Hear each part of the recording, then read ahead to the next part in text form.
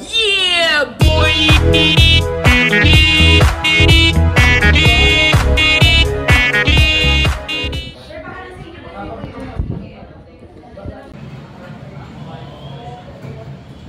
Masakit sa bulsa guys yung ano natin violation, kasi bukod sa huli may violation pa tayo na kailangang bayaran bago mabayaran yung violation ng ating huli.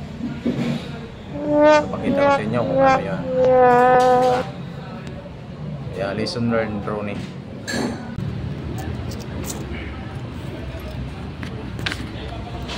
Yan. Ito na. Isa nating violation. Ito na.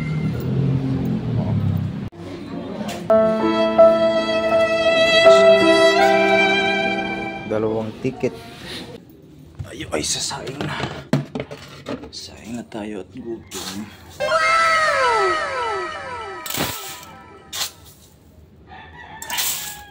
Nagutom na tayo. Ito.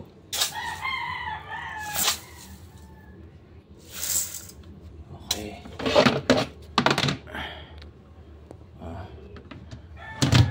Saing muna tayo.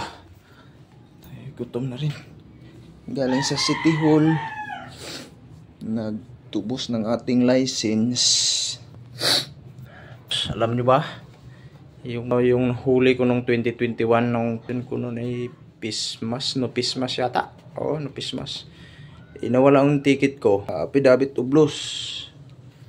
Para mabayaran ko yung violation ko. 300 lang naman. Pero siyempre 300 masakit pa rin sa bulsa. Lesson learned, Ronnie. Babayaran natin yung kailangang bayaran para absuelto na tayo, para legal ng ating legal, kumbaga legal ang pagdadrive natin sa lansangan, no? Di ba? Sayang na tayo kasi parating na rin yung yung nag-aaral. Aking makulit tsaka si Mrs. Sukat. Sukatin natin para tama yung luto niya.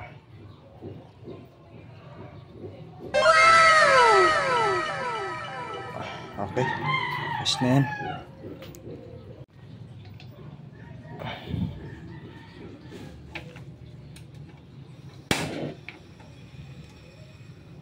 Yan. Tama lang yung apoy para ang ganda ng luto.